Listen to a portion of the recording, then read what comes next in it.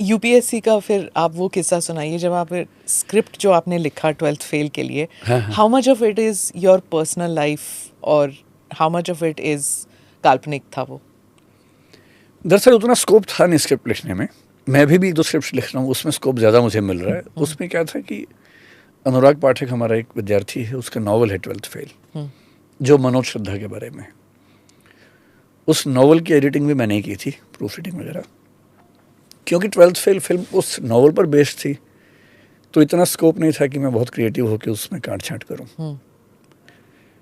But yes, क्योंकि मनोज और श्रद्धा के एक्सपीरियंसेस मेरे एक्सपीरियंसेस का ही पार्ट हैं, तो वो जुड़ाव तो था ही। So your wife was also part of the same struggle जैसे वो भी यूपीएससी के एग्जाम दे रही थी। हाँ. एक साल जूनियर थी मुझसे। हाँ. फिर जब दृष्टि शुरू हुई तो मैनेजमेंट का काम वो संभाल रही थी, teaching. I was the only teacher इन दृष्टि फॉर ऑलमोस्ट 15 ईयर्स। मतलब 90% से ऊपर टीचिंग मैं करता था। दृष्टि कैसे, हाउ वाज इट बॉर्न? 98 के दिसंबर में, जब मैं लगभग 24 साल का था, मेरा सिलेक्शन हो चुका था यूपीएससी में, ट्रेनिंग पे जाना था। घर में फाइनेंशियल स्ट्रगल्स थी कुछ उस समय, तो मैं जेआरएफ के पैसे और डिबेट्स की earnings, I used to earn a lot of money from debates. Debate से पैसे कैसे कमा सकते हैं? कैश प्राइजेस होते थे डीयू में। अच्छा, but that was very small amount ना? हाँ, तो 1000 रुपए का प्राइस मैक्सिमम था, 1100 का। तो वो तो जब पर उस फेस्टिवल्स समय, होते हैं, हाँ उसी समय, हाँ, हाँ, उस समय हमारा मंथली फेस्टिवल्स एक्सपेंस होगा साल में। मंथली एक्सपेंस हमारा उस समय 600 रुपये था। अच्छा, हॉस्टल में, तो साल का 7200 रुपये।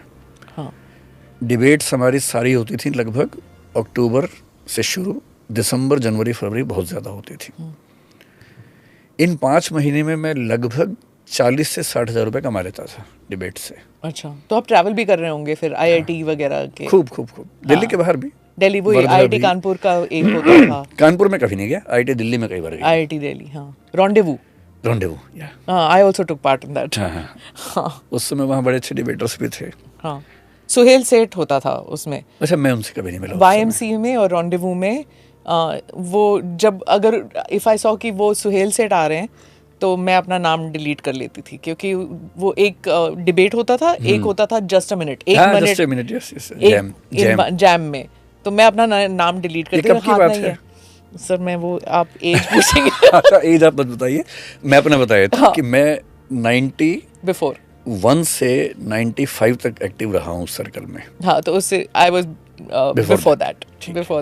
बट यही होता था कि आप, मतलब अब I didn't do debate so much, I did other things, मतलब कोरियोग्राफी, ये सब, उसमें भी छोटे छोटे कैश अमाउंट्स होते थे। हमने डिबेट्स किया है, जैम जस्ट मिनट जो होता था, एक स्पिन यार्न होता था आईपी कॉलेज में, वो मैंने वो आईआईटी कानपुर में किया था। इन दोनों चीज़ों में। इसके अलावा ऐसे राइटिंग हमने बहुत की है। ऐसे राइटिंग एक होता था, when I remember one of the biggest challenges which I did was when I saw a yellow cow. ये मुझे नहीं पता क्या होता, मतलब वही, मतलब स्पिन यार्न नहीं होगा मेरे ख्याल से ना। तो अगर आपने पीले रंग की गाय देखी है, आप उस पर इमीडिएटली आप स्टोरी बनाएंगे ना, स्टोरी बनाएंगे। हाँ, वो स्पिन यार्न नहीं है। स्पिन यार्न, हाँ। हमने जो स्पिन यार्न किया उसमें क्या होता था कि जैसे मैंने शुरू किया, दोनों की टीम होती थी उसमें, अकेले नहीं होता था। तो मैं और मेरा टीममेट हम स्टेज पे गए, तो मान लीजिए मैं शुरू कर रहा हूँ, एक स्लिप मिलेगी, उसमें 4 वर्ड्स लिखे होंगे, तो मुझे 10 सेकंड में एक कहानी शुरू करनी है, 30 सेकंड बोलना है, और 30 सेकंड में उस कहानी में 4 वर्ड आ जाने चाहिए। करेक्ट। नंबर 1, 30 सेकंड पे घंटी बजेगी, मैं रुकूंगा, वहां से मेरा फ्रेंड कहानी शुरू करेगा, आगे कंटिन्यू करेगा। फिर 30 सेकंड पे उसको बेल बजेगी, रुकेगा, फिर मैं कहानी आगे बढ़ाऊंगा 30 सेकंड, फिर बेल बजेगी, आखिरी 30 सेकंड में वो कहानी को खत्म करेगा।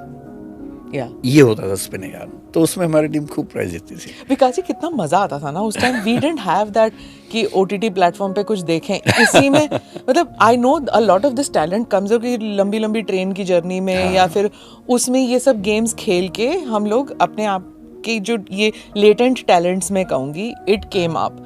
पर क्या आपके टीचर्स कभी कंप्लेन नहीं करते थे आपके पेरेंट्स को कि ये को करिकुलर में ज़्यादा ध्यान देता है, पढ़ाई में कम देता है? जब मैं स्कूल में था तो मेरी मदर उसी स्कूल में पढ़ाती थी, तो कंप्लेन भेजने की जरूरत नहीं पड़ती थी। वो स्कूल में ऑटो पायलट मोड पे चीजें पहुंच जाती थी। So I was not a good student in school. Debating वगैरह में मैं स्कूल में मोस्ट पॉपुलर था। मैं स्कूल के इलेक्शंस खूब जीता हूँ, तो मैं I was one of the most popular students in the school. हमारे स्कूल में 2000 बच्चे थे, मेरे ख्याल से 2 के 2000 मुझे जानते थे पर्सनली नाम से। मतलब मैं सबको नहीं जानता था, लेकिन सब मुझे जानते थे क्योंकि मैं स्टेज पे बहुत रहता था।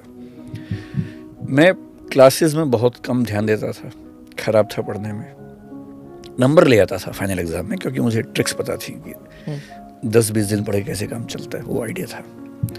फॉर एग्जाम्पल 12th क्लास तो बहुत क्रूशियल होती है।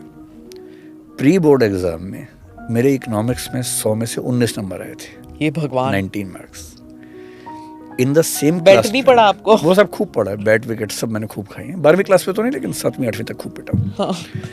12वीं क्लास में तो पेरेंट्स क्या होता है, वो उस मूड में आते हैं सिविल डिसोबीडियंस वाले, सविनय अवज्ञा कि भाई प्लीज पढ़ लो। अब बच्चा बड़ा हो गया तो कैसे उसको मारे? पर आप 19 से कितना कुछ ले आओगे? 19 से तो इतना नहीं बढ़ सकता ना। मैं बता रहा हूँ आपको। 19 marks in February pre board, 81 marks in the annual exam in March.